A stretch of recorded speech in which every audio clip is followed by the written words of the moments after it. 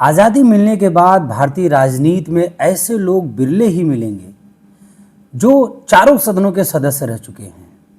ऐसे सौभाग्यशाली कालीन नगरी के विकास पुरुष कहे जाने वाले पंडित श्यामधर मिश्रा का नाम गौरव के साथ लिया जा सकता है। काशी के राजस्व मंत्री से शुरू हुआ पंडित श्यामधर मिश्रा का राजनीतिक सफर राज्यसभा, लोकसभा, विधानसभा के अलावा विधान परिषद तक रहा।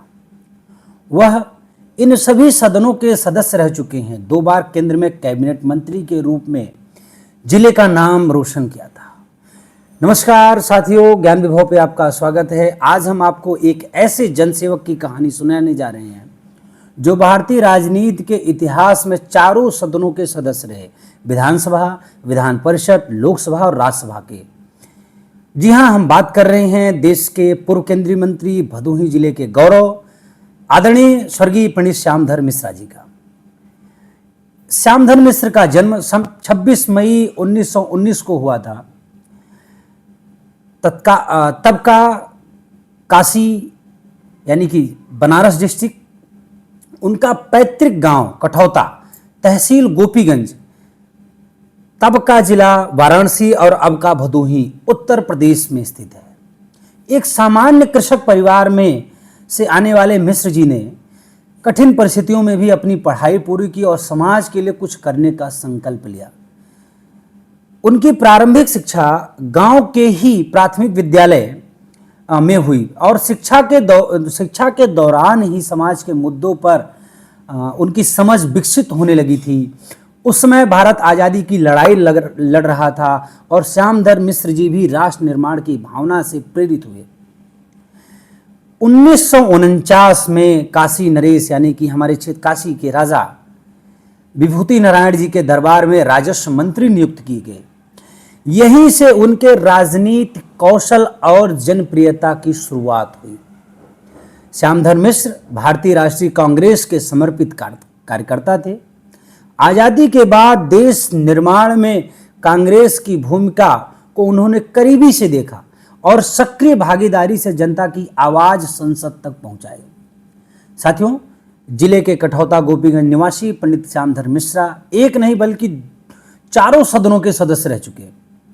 1949 में काशी नरेश के राजस्व मंत्री रह चुके थे और पंडित जी यानी कि श्यामधर मिश्र जी 1952 में राज्यसभा के लिए चुने गए। इसके बाद फिर 1958 में दोबारा वो राज्यसभा सांसद निर्वाचित हुए और देश की उच्च सदन में पहुंचे। उनकी इस बेदाग छवि को देखते हुए भारत के प्रथम प्रधानमंत्री या फिर हम कह सकते हैं तत्कालीन प्रधानमंत्री पंडित जवाहरलाल नेहरू ने उनको केंद्रीय सिंचाई मंत्री बनाया और 1962 में लोकसभा सामान्य निर्वाचन में भदोही मिर्जापुर संसदीय सीट से लोकसभा पहुंचे। यानी कि पहली बार वो लोकसभा पहुंचे। कब? 1962 में। अपने सिंचाई मंत्री के कार्यकाल में भदोही मिर्जापुर में जो कर दिखाया उसे आज भी वहां के जनता को सहेज पाना साथियों मुश्किल है। पंडित श्यामधर मिश्रा का जीवन एक बहुत ही समर्पित जनसेवक की तरह था। मित्रों, एक बार फिर से वो नेहरू जी के मंत्रिमंडल में सिंचाई मंत्री बनाए गए। उनकी राजनीतिक पकड़ का हर कोई दाद देता है। आज भी जब हम सब गांव में कभी जाते हैं, अपने बुजुर्गों से बात करते हैं तो कहते हैं कि भैया कपिसा जी का दौर कुछ और ही था। यानी कि उस क्षण में जो अभाव का जीवन था, उस क्षण में उस दौर में कपिसा जी ने, चाहे वो ट्यूबवेल हो, सिंचाई की सुविधाएं जो आम आदमी सोच नहीं सकता था, उस लेवल तक मिश्र जी ने काम किया था। और उनकी कर्तव्य परायणता एवं ईमानदारी के कारण वर्ष 1967 में तीसरी बार कांग्रेस ने राज्यसभा सांसद मनोनीत किया और 1971 में लोकसभा चुनाव वो लड़े लेकिन वो पराजित हो गए। इस चुनाव में मिर्जापुर लोकसभा सीट से बड़े समाजवादी नेता हुए थे राम सागर जी से हार गए थे। बताया जाता है कि लोकसभा चुनाव हार जाने के बाद उन्हें विधान परिषद का सदस्य भी मनोनीत कर राज्य के उच्च सदन तक भेजा गया। यानी कि जो राज्य का उच्च सदन होता है उसको विधान परिषद हम कहते हैं। और पंडित जी राज्यसभा सांसद बन गए थे। पंडित जी विधान परिषद और लोकसभा तक पहुंचे थे। नेहरू जी के कैबिनेट में दो दो बार वो सिंचाई मंत्री के रूप में भी कार्य करे थे। उसके बाद उनका विधायक का भी कार्यकाल रहा। वर्ष 1977 में आपातकाल के बाद 1981 में हुए विधानसभा चुनाव में ज्ञानपुर विधानसभा सीट पर पंडित जी ने ताल ठोकी थी। ज्ञानपुर की जनता के अपार जन समर्थन से भी पंडित जी विधायक निर्वाचित हुए। पंडित श्यामधर मिश्र जी 1977 के विधानसभा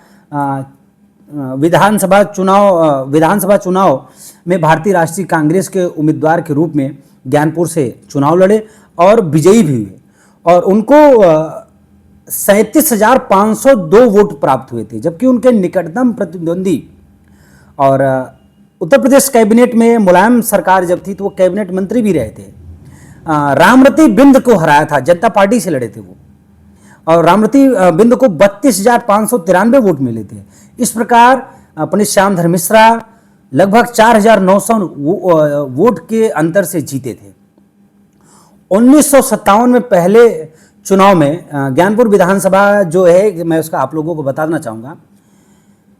ज्ञानपुर विधानसभा 1957 जब पहले चुनाव में बेचन राम गुप्ता भारतीय राष्ट्रीय कांग्रेस के उम्मीदवार के रूप में विजयी हुए, कि ज्ञानपुर के पहले विधायक बने थे। उसके बाद रामरती बिंद जी बने और यहाँ पर गोरखनाथ पांडे जी ने भी इस हमारी ज्ञानपुर विधानसभा को सुशोभित किया है। विजय मिश्रा आए और हमारे तत्कालीन विधायक आदरणीय विपुल दुबे जी इसमें अच्छा कार्य कर रहे हैं। और जो एक ज्ञानपुर विधानसभा वर्तमान में हमारे आदरणीय विपुल दुबे जी अच्छे कार्य में लगे हुए हैं और कार्य भी कर रहे हैं। ज्ञानपुर की जनता सराहना दे रही है। आप समझिए कि आदरणीय पंडित श्यामधर मिश्र की विरासत को लोग आगे बढ़ा रहे हैं। आज भी उनकी धरोहर को एक सहेज पाना बड़ा मुश्किल होता है। प्रमुख जो उनको योगदान रहे, हम बात करें तो निजी जीवन में, राजनीतिक जीवन में भी उन्होंने किसानों, श्रमिकों और ग्रामीण जनता की समस्याओं को राष्ट्रीय मंचों तक ले गए, सदन तक ले गए थे। जनता के प्रति उनकी प्रतिबद्धता थी। उनका जीवन आज भी लोग बताते हैं बड़ा सरल था। कभी दिखावे की राजनीति नहीं किए, आम जनता की समस्या को संसद तक बड़ी ही बेबाकी से उठाते थे और कांग्रेस पार्टी की विचारधारा के उस समय के स्तंभ कहे जाते थे। और भदोही मिर्जापुर जो लोकसभा सीट हुआ करती थी, उसके कार्य के लिए बड़े ही समर्पित जनसेवक हुआ करते थे। अपने सिंचाई मंत्री के कार्यकाल में भदोही मिर्जापुर में जो कर दिखाया, आज उनको सहेज पाना मुश्किल ही है। और मैं बात करूं कि सैकड़ों लोगों को शिक्षा के क्षेत्र में रोजगार दिलाने के बाद औराई चीनी मिल की स्थापना, गोपीगंज में स्थित कंबल कारखाना उन्हीं की देन है। आज भी पंडित जी का नाम बड़े ही गर्व के साथ लिया जाता है। वह यहाँ के भदोही जनपद के गोपीगंज तहसील निवासी लोगों के मस्तिष्क में आज भी बसे हुए हैं। पंडित जी का निधन 2 नवंबर 2001 को हुआ। एक बार भदोही की जनता दुखमय हुई। उनका संपूर्ण जीवन भारतीय राजनीति के लिए एक आदर्श है।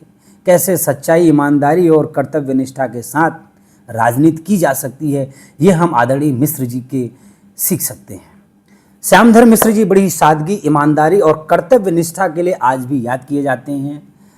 और जब उनका निधन हुआ, भदोही की जनता दुखी हुई। लेकिन मिश्र जी न केवल एक नेता थे बल्कि एक विचारधारा थे। वे हमें ये सिखाते हैं कि राजनीति का असली उद्देश्य जनसेवा है।